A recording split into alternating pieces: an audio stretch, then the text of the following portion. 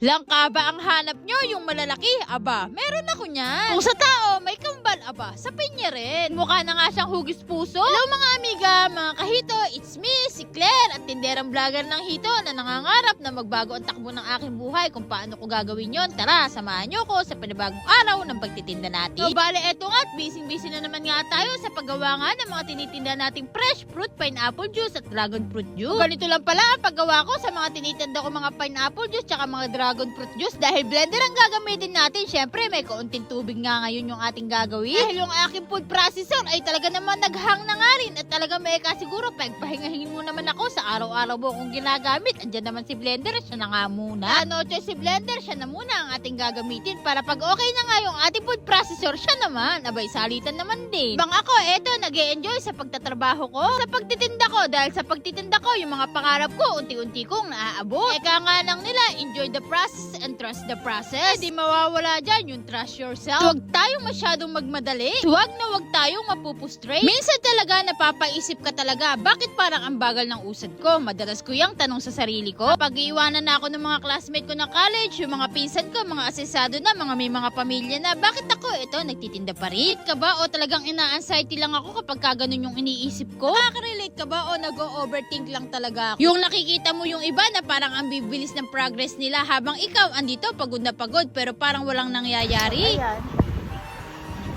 Nakaayos na tayo mga paninda natin.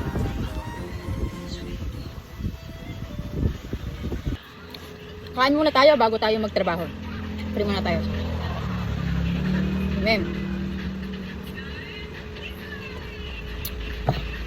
Ulam natin ay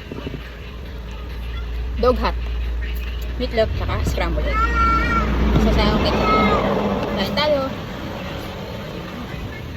Okay. Kaya kapag napapagod ako, iniisip ko na lang the trust the process. Na hindi naman karera ang buhay, may sarili-sarili tayong timeline. Yung mga nakikita kong successful ngayon ay talaga namang hindi ko din naman nakita yung mga paghihirap nila para maabot nga nila yung mga pangarap nila. Basta iniisip ko na lang yung mga pinagdadaanan ko ngayon, hindi ito parusa. Kumbaga, ito yung nagsilbing preparation ni Lord para ihanda ko sa sarili ko sa malaking blessing na ibibigay niya sa akin. Kumbaga, enjoy nga lang natin yung process. Kasi masyado tayong nakapokus na abutin agad yung pinakadulo eh. Kaya naman talagang shortcut sa life o madalian. Magsho-shortcut ka talaga kapag ka may HPG dyan sa dadaanan mo. Walang gana. So anyways, maiba nga tayo mga amiga. Eto nga, dumating na nga din yung mga order natin ng mga langka na pang-deliver nga natin. Kaya kung sino ang may mga gusto ng langka dyan, ay talaga naman naglalakihan nga ito. Bali, 7 piraso nga ito at tumitimbang nga na 100 kilo nga. Kaya sa may mga gusto, meron nga tayo sa ating munting tindahan. After nga nating makilo, eto nga, syempre, magre-refill na naman nga tayo ng ating mga juices kasi sobrang init nga. Kaya talaga namang napakabili nga din ng ating pineapple juice at dragon So, fruit syempre, juice. kapag nag-refill, tikman na natin guys kung yung lasa is ayos ba.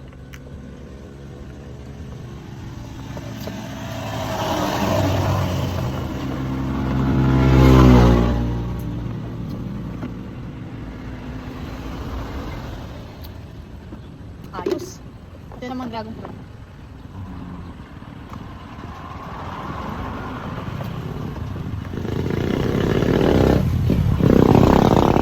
Talagang hindi nga ako makapaniwala na ganitong kalaki nga talaga itong langka na to. 18 kilos nga ang isang piraso, ay talaga naman parang bumuhat ka nga ng isang bata. Bali ngayon ay hinog na nga itong ating mga langka, kaya pwede nyo na sa aking bilhin. Ay napakasarap nga talaga nitong tunay. Dahil kakaunti na nga lang yung pinya, tara samahan nyo akong kumuha na naman ng mga pinya. So, ayan, kumuha na naman nga tayo ng pinya. At nandito tayo ngayon sa bundok, guys.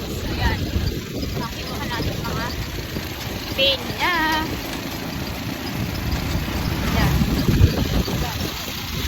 Wala tayong kasabay kasi ngayon dito.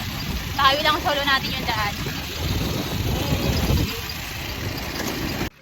So ayun guys, nakarating na ako dito sa ating munting pwesto at eto nga't naibaba ko na nga din yung mga kinuha nating mga pinya. Kaya eto, mayroon na naman tayong bagong harvest at bagong pitas ng mga pinya. So ayan, napakatatamis niyan. Kaya eto, nagbabalat na naman nga tayo. So ito yung mga juices natin. Tapos dragon fruit, yung ating pakwan, may ating pinya, tapos ayun yung ating langka. So ayan mga amiga, susunod pa rambutan, lansones, mga dalanghita, yun naman ang makikita nyo sa aking pwesto, tsaka mga papaya. So kung ano ang napapanood na prutas, sa ating ipipinda yun. So paano ba yan? Magbabalat muna ang inyong tindera ng pinya. Dahil napakahirap nga din magbalat nga ng pinya kapag ka mapupurol nga yung mga kutsilyong ginagamit nga natin. Kaya eto, dinuha ko na nga din yung grinder ni Papa at akin na nga ding hinasa yung aking gagamitin na kutsilyo. Ay wala kasi kung uutusan kasi nga nag-deliver nga ng mga pinya yung aking tatay at hindi pa nga din talaga nauwi. Dahil sanay at marunong nga din naman akong gumamit nga nito. Kaya eto, ako na nga lang din ang gumawa kasi kung iintayin ko pa siya, kailan pa ako makakapagbalat ng pinya? Aba, pagtitiisan ko pa rin yung mapupurol. Eto, tamang diskarte nga muna tayo. Pero wag na wag niyong gagawin to kung hindi nga talaga kayo marunong at talagang napakadelikado nga din ito. At isang pagkakamali nga nyo lang mga amiga, pwede nga din kayo maputulan nga ng daliri dito. Kaya after ko nga mag-grinder at mapatalim nga yung mga ginagamit kong mga kutsilyo, eto nga, nagbalat na nga rin tayo. At talaga namang napakasarap nga din talagang gamitin. Talagang ganadong-ganado ako dito magbalat. Ay talaga namang eto nga, at napapanghiti na naman ako. Talagang ano daw, mali naman yata yung expression na mukha sa sinasabi ko. So ayun mga amiga, poker face nga lang talaga ang person. Hindi ko na nga mababago itong mukha na to. Ganito na lang to. Kaya hanggang dito na lang muna ang ating munting kwento. At ako nga muna ay magtitinda pa. Kaya hanggang sa susunod muli, maraming salamat sa panonood. Bye!